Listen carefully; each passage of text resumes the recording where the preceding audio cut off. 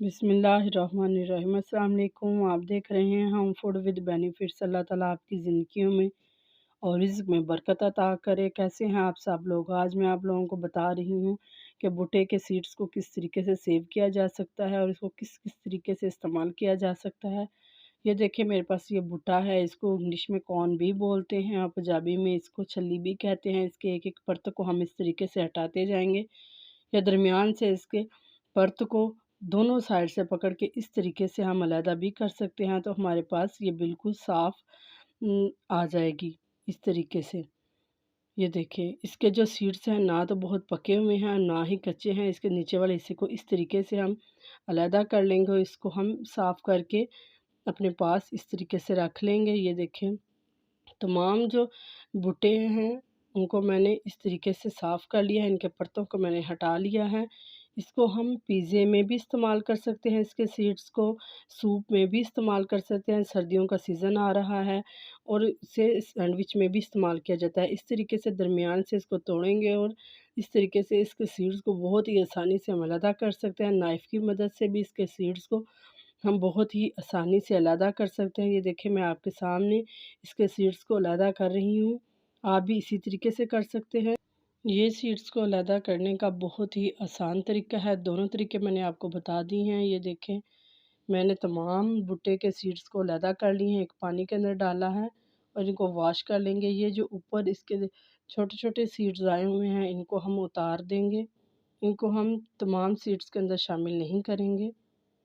इस तरीके से हम अच्छे तरीके से साफ़ करेंगे और एक बर्तन लेंगे, उसके अंदर हम थोड़ा सा पानी डालेंगे ताकि इन सीड्स को हम इसके अंदर उबाल सकें।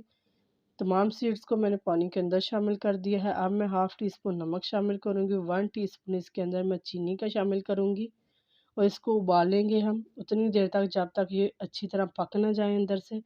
प्याज है मेरे पास, इसका ये जो वाइट वाला हिस्सा है इसको निकाल देंगे। इसको खानों में कभी भी इस्तेमाल नहीं करना चाहिए क्योंकि ये बवासीर का सबब बनता है। प्याज को हम अच्छे तरीके से चॉप कर लेंगे। ये देखिए मैं आपके सामने इसको चॉप कर रही हूँ। पहले बारीक बारीक काट लिया, फिर इस तरीके से मैंने इसको चॉप कर लिया। एक बर्तन के अंदर मैंने इसको डाला और हाफ़ टी स्पून नमक शामिल करेंगे इसके अंदर। थोड़ा सा पानी शामिल करेंगे और इसको एक साइड पे रख देंगे। इससे ये होगा कि इसकी जो मखसूस किस्म की स्मेल और कड़वाहट होती है वो बिल्कुल ख़त्म हो जाएगी और इसके अंदर से स्मेल नहीं आएगी। ये है मेरे पास टमाटर, इसको भी मैं बारीक बारीक चॉप कर लूँगी। ये हम तमाम चीज़ें रेडी कर रहे हैं सीड चाट के लिए, जो कि बहुत ही फ़ायदेमंद है ख़ास तौर पे उन लोगों के लिए जो अपना वेट लूज़ करना चाहते हैं। दोपहर में अगर इसका इस्तेमाल किया जाए और खाना ना खाया जाए दोपहर में, तो ये बहुत ही जल्दी वेट लूज़ करने में मदद देती है। क्योंकि भुट्टे के बारे में ये कहा जाता है कि जब हम इसको खा लेते हैं तो हमारा जो मैदा है वो भर जाता है और हमें भूख का एहसास कम हो जाता है, भूख नहीं लगती।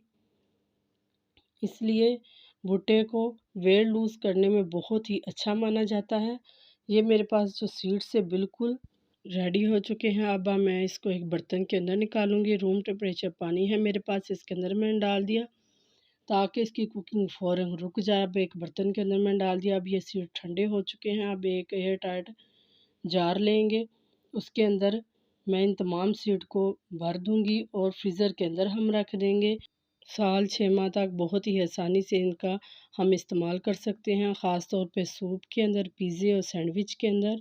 ये मेरे पास है प्याज, टमाटर, हरी मिर्ची जो कि मैंने कटिंग की हुई है। अब जो मेरे पास बाकी सीड्स बच के थे वो मैं इसके अंदर शामिल कर रही हूँ और इसको अच्छे तरीके से मिक्स करेंगे।